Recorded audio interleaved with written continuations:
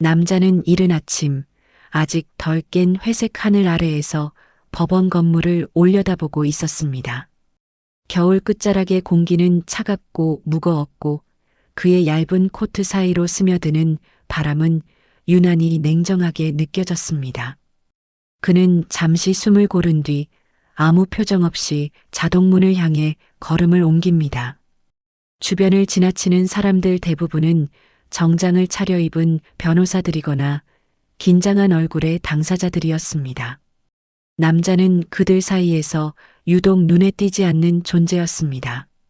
낡은 서류 가방 하나, 다림질이 완벽하지 않은 셔츠, 그리고 말없이 굳게 담은 입. 누가 보아도 이 자리에 익숙하지 않은, 준비되지 않은 사람처럼 보였습니다. 그의 아내는 이미 법정 안에 들어가 있었습니다. 정확히 말하면 이제는 아내라 불리기 어려운 사람이었습니다. 그녀는 대기업 임원 집안 출신으로 늘 자신감 넘치는 태도를 잃지 않는 인물이었습니다. 오늘도 변호사 둘과 함께 앉아 자료를 훑으며 상황을 주도하고 있었습니다. 남편이 법정 문 앞에 모습을 드러내자 아내의 시선이 잠시 그쪽으로 향했습니다. 그 눈빛에는 놀람도 동요도 없었습니다. 오히려 오래된 확신 같은 것이 담겨 있었습니다. 이번에도 아무 말 못하겠지라는 확신이었습니다. 결혼 생활 내내 그녀는 남편을 그렇게 판단해 왔습니다. 말수가 적고 자기 주장을 하지 않으며 중요한 순간마다 한 발 물러서는 사람. 집안 행사에서도 재정 문제에서도 심지어 두 사람의 미래를 결정하는 자리에서도 그는 늘 침묵을 택했습니다. 그 침묵은 어느새 무능이라는 이름으로 바뀌어 있었습니다. 장인은 이미 방청석에 자리를 잡고 있었습니다. 그는 사위를 처음 만났을 때부터 탐탁지 않아 했던 인물이었습니다. 가문과 배경, 인맥을 중시하는 그에게 남편은 설명이 필요 없는 실패작이었습니다. 오늘 이 재판은 그 판단이 옳았음을 확인하는 자리가 될 것이라 믿고 있었습니다. 법정 안에는 묘한 분위기가 흐르고 있었습니다. 사건의 결과가 이미 정해진 것처럼 느껴지는 공기였습니다. 아내 측 변호사는 여유로운 얼굴로 노트를 정리했고 기자 몇 명은 앞줄에 앉아 키보드를 두드릴 준비를 하고 있었습니다. 누군가는 속삭이듯 남편을 힐끔 보며 고개를 저었습니다. 남편은 지정된 피고석에 조용히 앉았습니다. 그는 주변을 두리번거리지도 깊은 숨을 쉬지도 않았습니다. 마치 오래전부터 이 자리에 앉아 있었던 사람처럼 담담한 태도였습니다. 서류 가방을 열어 안에 든 문서들을 한번 훑어본 뒤 다시 덮습니다. 판사가 입정하자 모두가 자리에서 일어났습니다. 재판이 시작된다는 신호였습니다. 남편은 다른 사람들보다 조금 느리게 일어났다가 다시 앉았습니다. 그의 얼굴에는 긴장도 기대도 보이지 않았습니다. 아내 측 변호사가 첫 발언을 준비하는 동안 남편은 손을 무릎 위에 가지런히 올려놓고 있었습니다. 그 손은 떨리지 않았습니다. 오히려 지나치게 안정되어 있어 이 상황과 어울리지 않을 정도였습니다. 판사는 사건 개요를 간단히 정리하며 양측을 번갈아 바라보았습니다. 이혼 사유, 재산 분할, 신뢰 훼손, 모두 남편에게 불리하게 정리된 문장들이었습니다. 법정 기록관은 기계적으로 내용을 받아 적고 있었습니다. 아내는 고개를 꼿꼿이 세운 채 판사를 바라보고 있었습니다. 이 자리가 자신의 인생에서 불필요한 정리를 마치는 과정일 뿐이라는 듯한 태도였습니다. 그녀에게 이 재판은 싸움이 아니라 절차였습니다. 반면 남편은 아무런 반응도 보이지 않았습니다. 그는 판사의 말이 끝날 때마다 짧게 고개를 끄덕일 뿐이었습니다. 그 모습은 누군가에게는 체념처럼 보였고 누군가에게는 두려움처럼 보였을지도 모릅니다. 그러나 그를 가까이에서 오래 지켜본 사람이라면 다른 느낌을 받았을지도 모릅니다. 그의 시선은 바닥이 아니라 항상 일정한 높이를 유지하고 있었습니다. 상대를 피하지도 도망치지도 않는 시선이었습니다. 재판이 본격적으로 시작되기 직전 법정 안은 잠시 고요해졌습니다. 그 고요 속에서 남편은 아주 짧은 순간 눈을 감았습니다. 마치 머릿속에서 무언가를 정리하는 사람처럼 보였습니다. 이날 법정에 모인 사람들 대부분은 아직 알지 못하고 있었습니다. 이 침묵이 끝이 아니라는 사실을요. 이 남자가 왜 그동안 아무 말도 하지 않았는지를요. 그리고 이 법정이 단순한 이혼 재판으로 끝나지 않을 것이라는 사실을요. 재판이 본격적으로 시작되자 아내 측 변호사는 준비된 순서에 따라 차분하게 자료를 펼쳐나갑니다. 그의 목소리는 또렷했고 단어 선택에는 망설임이 없었습니다. 이 재판이 이미 계산된 결과를 향해 가고 있다는 인상을 주기에 충분했어요. 먼저 제시된 것은 남편의 이력서였습니다. 짧은 경력, 눈에 띄지 않는 직장, 특별할 것 없는 학력. 변호사는 이 종이 한 장으로 남편의 삶 전체를 요약하려는 듯 보였습니다. 법정 안의 시선들이 자연스럽게 남편에게로 향했습니다. 증인석에는 남편이 다니던 회사의 동료가 앉아 있었습니다. 그는 긴장한 얼굴로 선서를 마친 뒤 질문에 답하기 시작합니다. 남편은 회사에서 조용한 직원이었고 회의에서도 거의 발언하지 않았다고 말합니다. 중요한 프로젝트에는 이름이 올라간 적이 없었다고 덧붙입니다. 이 증언은 법정 분위기를 더욱 굳히는 역할을 했습니다. 방청석에서는 고개를 끄덕이는 사람들이 보였습니다. 아내는 그 모습을 보고 미세하게 입꼬리를 올렸습니다. 자신의 판단이 틀리지 않았다는 안도감이 스쳐 지나간 표정이었습니다. 남편은 증언 내내 아무런 반응을 보이지 않았습니다. 반박 요청도 하지 않았고 변호인에게 속삭이지도 않았습니다. 그는 단지 증인의 말을 조용히 듣고 있을 뿐이었습니다. 마치 자신과 무관한 이야기를 듣는 사람처럼 말입니다. 판사는 남편에게 의견을 묻는 시선을 보냈습니다. 그러나 남편은 고개를 살짝 숙인 채 아직 할 말이 없다는 뜻을 전합니다. 판사는 잠시 그를 바라보다가 절차를 이어가기로 합니다. 그 순간 법정 안의 공기는 더욱 한쪽으로 기울어졌습니다. 아내 측 변호사는 이어서 결혼 생활에 대한 문제점을 나열합니다. 재정 관리에 대한 무책임, 의사 결정에서의 소극성, 반복된 침묵. 모든 항목은 남편의 성격을 하나의 결론으로 몰아가고 있었습니다. 무능하고 의존적이며 신뢰할 수 없는 배우자라는 결론이었습니다. 방청석에 앉은 기자들은 빠르게 키보드를 두드립니다. 이미 기사 제목이 머릿속에 떠오른 듯한 손놀림이었습니다. 누군가는 남편을 힐끔 보며 고개를 저었습니다. 저런 사람이 어떻게 결혼을 유지했을까 하는 시선이었습니다. 장인은 그 모든 과정을 팔짱을 낀 채 지켜보고 있었습니다. 그의 얼굴에는 분명한 만족이 드러나 있었습니다. 사위가 이 자리에서 완전히 무너지는 모습을 보는 것은 오래된 불쾌감을 해소하는 일처럼 보였습니다. 남편은 여전히 같은 자세로 앉아 있었습니다. 등을 곧게 세우고 시선을 흐트러뜨리지 않은 채 말입니다. 그의 손은 여전히 무릎 위에 놓여 있었고 손끝조차 흔들리지 않았습니다. 이날 법정에 있는 거의 모든 사람은 같은 생각을 하고 있었습니다. 이 재판은 길어지지 않을 것이라는 생각이었습니다. 남편이 반격할 가능성은 없고 변수도 없다는 확신이었습니다.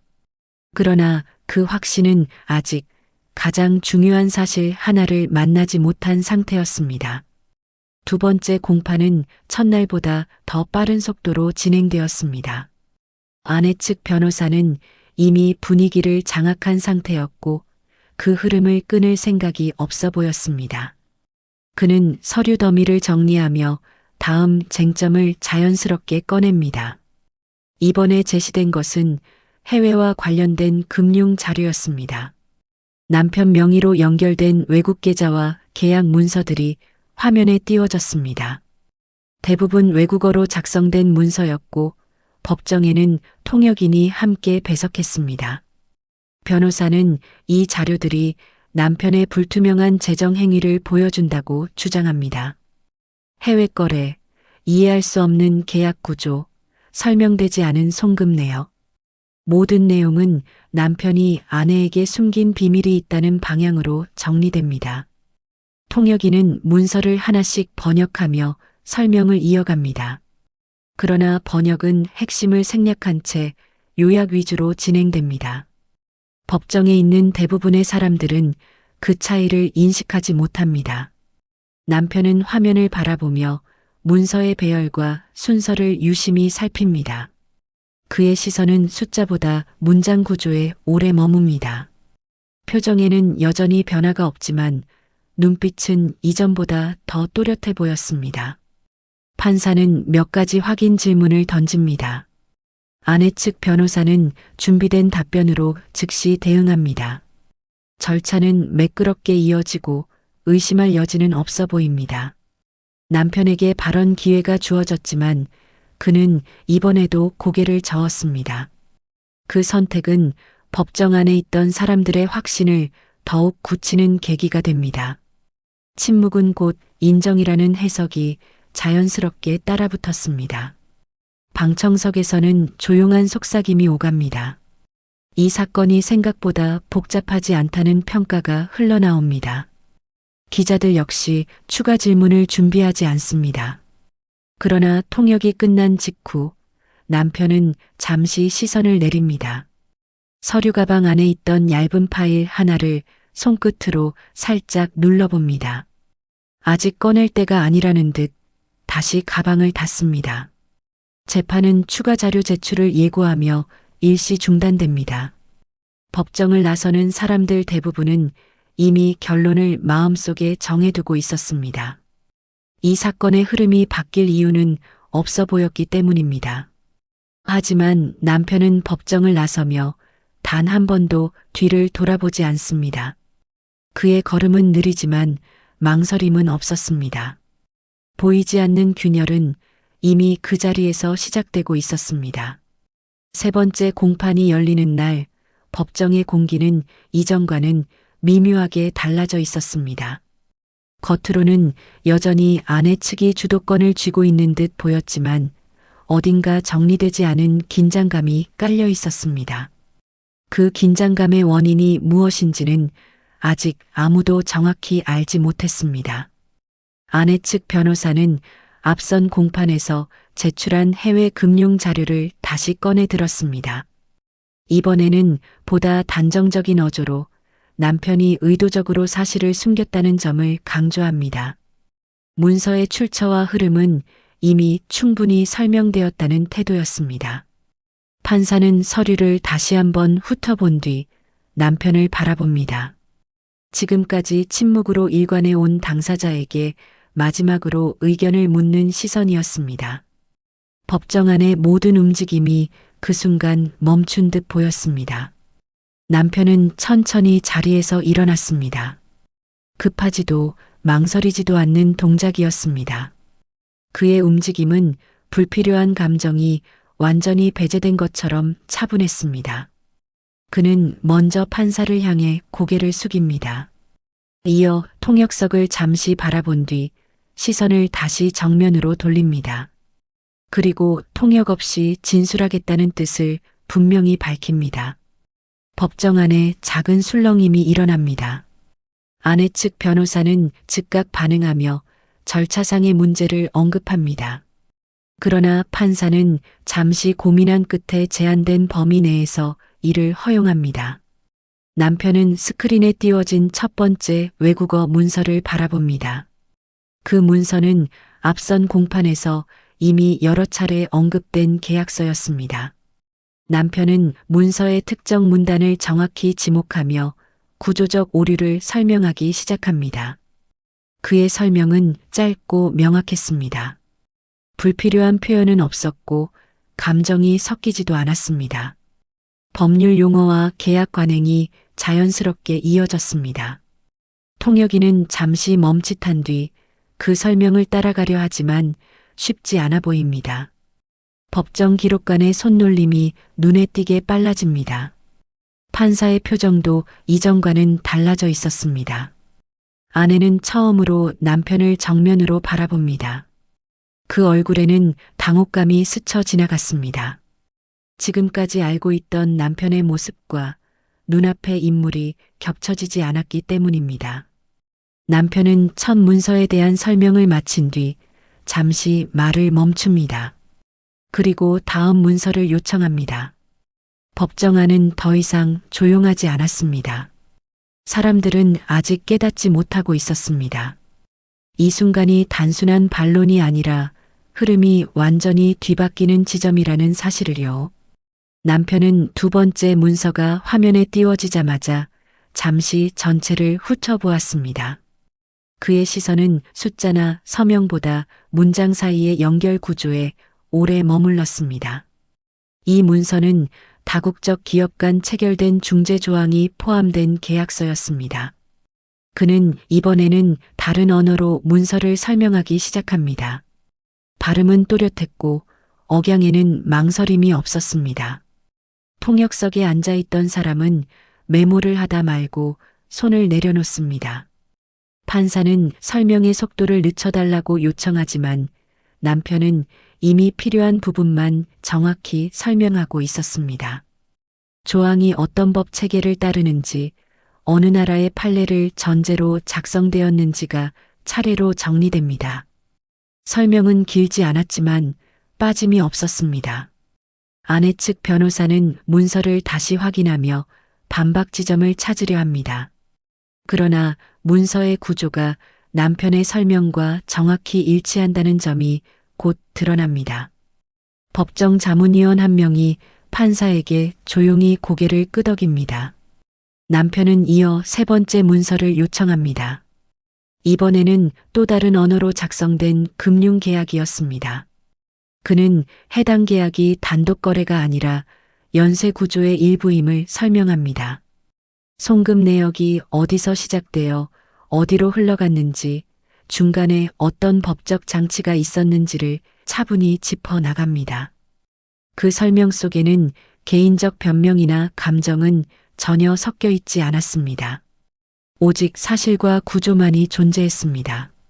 법정 안의 공기는 점점 무거워집니다. 방청석에서는 더 이상 속삭임이 들리지 않습니다. 기자들 역시 키보드를 두드리던 손을 잠시 멈춥니다. 아내는 서류를 쥔 손에 힘이 들어간 채 움직이지 못합니다. 지금까지 자신이 알고 있던 남편의 모습이 하나씩 무너지고 있었습니다. 그 자리에 대신 서 있는 인물은 전혀 다른 사람이었습니다. 장인은 불편한 기색을 감추지 못합니다. 그는 의자에 등을 깊게 기대며 시선을 피합니다. 상황이 단순한 이혼 소송이 아니라는 사실을 이제야 실감하는 듯 했습니다. 남편은 마지막으로 앞선 문서들 사이의 연결관계를 정리합니다. 각각의 계약과 계좌가 하나의 흐름으로 이어진다는 점을 명확히 합니다. 그리고 그 흐름이 조작되었다는 가능성을 조심스럽게 제시합니다. 판사는 잠시 침묵합니다. 법정 기록관의 타자 소리만이 공간을 채웁니다. 이 재판이 예상과 전혀 다른 방향으로 흘러가고 있다는 사실을 그 누구도 부정할 수 없게 됩니다. 다음 공판은 이전과 전혀 다른 분위기에서 시작됩니다. 법정 안에는 추가 배석한 자문위원들과 기록 담당 인원들이 이미 자리를 잡고 있었습니다. 이 재판이 단순한 개인 분쟁을 넘어섰다는 사실을 모두가 인식하고 있었어요. 판사는 먼저 지금까지 제출된 모든 자료의 검증 결과를 정리합니다. 해외 계약서 일부가 의도적으로 특정 조항만 발췌되어 제출되었고 전체 맥락이 왜곡되었다는 점이 확인됩니다. 금융 거래 역시 단독 행위가 아니라 법적으로 허용된 중재 구조의 일부였다는 판단이 나옵니다. 아내 측 변호사는 더 이상 공격적인 태도를 유지하지 못합니다.